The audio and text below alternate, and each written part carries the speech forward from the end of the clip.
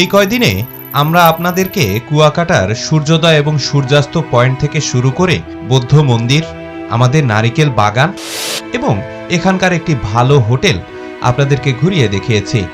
আর এটাই ছিল আমাদের এবারের কুয়াকাটা ভ্রমণ। আর এভাবেই কুয়াকাটা দর্শন শেষ করে আমরা আবার পটুয়াখালীতে ফেরত এসেছি, আর সেখান থেকে আমাদের গ্রামের বাড়িতে চলে এসেছি।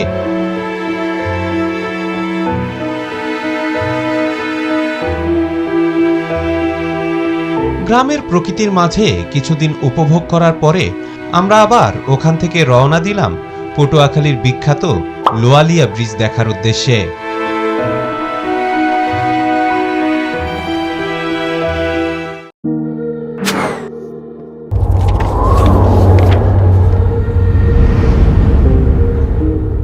শুভ বিকাল বন্ধুরা, আমরা আজকে লোয়ালিয়া ব্রিজে যাব।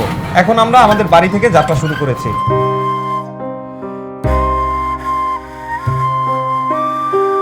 এখান দিয়ে লোয়ালিয়া ব্রিজ যেতে কতক্ষণ সময় লাগে? 10-15 মিনিট। মূলত আমাদের গ্রামের বাড়িটা পটুয়াখালী জেলার কমলাপুর ইউনিয়নের ভেতরে পড়েছে। বলতে পারেন লোয়ালিয়া ব্রিজ পার হয়ে তারপরে আমাদের গ্রামের বাড়ি যেতে হয়। এখানকার একটা বিখ্যাত জায়গার নাম হচ্ছে কাশীপুর, আর এই কাশীপুর থেকে আমাদের বাড়ির দূরত্ব প্রায় 1 কিলোমিটার। বর্তমানে আমরা আমাদের বাড়ি থেকে কাশীপুর হয়ে এখন লোয়ালিয়া ব্রিজের দিকে যাচ্ছি। আমরা এখন শৌলা ব্রিজ পার হচ্ছি। এখান থেকে আর অল্প কিছুক্ষণের মধ্যে ইনশাআল্লাহ আমরা পৌঁছে যাব। আমাদের এই পটুয়াখালী অঞ্চল হচ্ছে নদী নালা এবং খাল বিলের অঞ্চল, আর ঠিক এই কারণেই একটু পরপরই আপনাদের চোখে বেশ কিছু ব্রিজ পড়বে।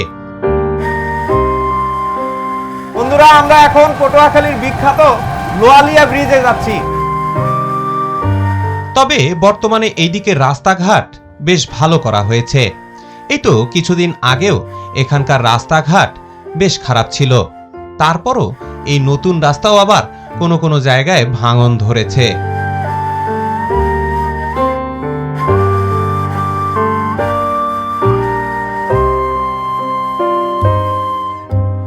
অবশেষে আমরা সেই লোয়ালিয়া ব্রিজে চলে এসেছি। এই মোড়টা ঘোরার পরেই সামনে ব্রিজ পড়বে। কিছুদিন আগেও এই রাস্তাটা বেশ খারাপ ছিল, অর্থাৎ ব্রিজ থেকে নামার রাস্তাটা। বর্তমানে এই রাস্তাটিকে খুব চমৎকার করে তৈরি করা হয়েছে, যার কারণে মানুষের চলাচলে অনেকটাই সুবিধা হয়েছে।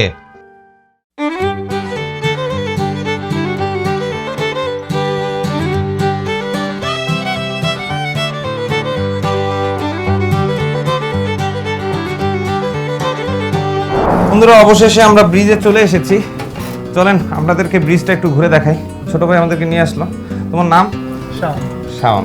ঠিক আছে, তাহলে ভালো থাকো। হ্যাঁ, বিকেল হলেই স্থানীয় অনেক মানুষজন প্রতিদিনই এই ব্রিজে ঘুরতে আসে, কারণ এখানে বসে কিছু ভালো সময় কাটানো যায়, আর বিশেষ করে সূর্য অস্তটা এখান থেকে অপূর্ব লাগে।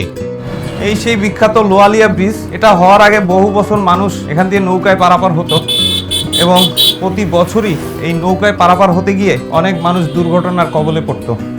বন্ধুরা, এটা হচ্ছে ব্রিজের একটা ওয়াচ টাওয়ারের মতো।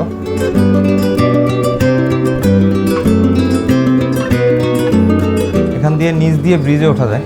মানুষজন এই লোকালয় থেকে ইজিলি এই সিঁড়ি পথে এই ব্রিজে উঠতে পারে। চলুন সামনে গিয়ে নদীর দৃশ্য উপভোগ করি।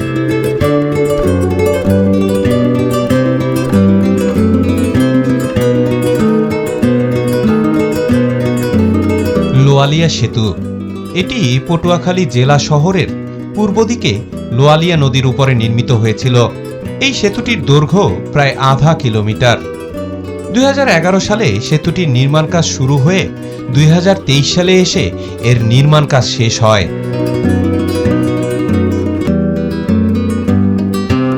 দেখে এই সেতুটিকে ছোট মনে হলেও মূলত এই সেতুটি বেশ উঁচু করে তৈরি করা হয়েছিল, আর সম্ভবত এ সকল কারণেই এই ব্রিজটি তৈরি করতে অনেক বেশি সময় লেগেছিল। তবে সময় লাগলেও কিন্তু এই ব্রিজের নকশা যে কোনো মানুষকে চমকপ্রদ করবে।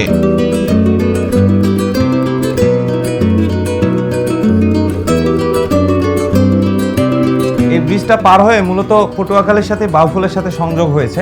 এছাড়াও এই যে নদীটা আপনারা দেখতে পাচ্ছেন, এই নদীটা কিন্তু একেবারে সেই কুয়াকাটার সাথে গিয়ে মিলেছে। অর্থাৎ এই নদী ধরে আপনারা যদি যেতে থাকেন তাহলে কিন্তু আপনারা একেবারে বঙ্গোপসাগরে চলে যেতে পারবেন।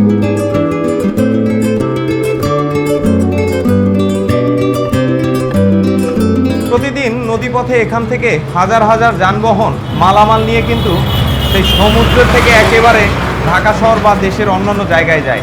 তাই এই নদীটি অত্যন্ত গুরুত্বপূর্ণ একটি নদী। এই ব্রিজটার সবচেয়ে আশ্চর্য ব্যাপার হচ্ছে এর পাশেই চমৎকার ম্যানগ্রোভ বন আপনারা খুঁজে পাবেন। এর দুই পাশ জুড়ে চমৎকার ম্যানগ্রোভ বন চলে গিয়েছে। এখানে আপনারা শৈলা, করমচা ইত্যাদি বিভিন্ন জাতের গাছ পাবেন।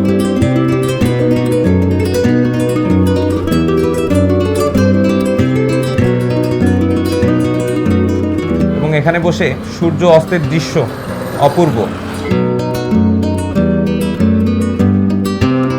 এই ব্রিজটাকে অনেক উঁচু করে তৈরি করা হয়েছে। এর একটা কারণ রয়েছে, কারণ এখান দিয়ে অনেক উঁচু উঁচু জাহাজ যায় এবং বর্ষাকালে পানির উচ্চতা যখন বেশি থাকে তখন এই উচ্চতাটা অনেক বেশি জরুরি হয়ে পড়ে। কারণ উচ্চতা যদি না থাকে তাহলে বড় জাহাজগুলো কিন্তু এই ব্রিজের নিচ দিয়ে পাস হতে পারবে না।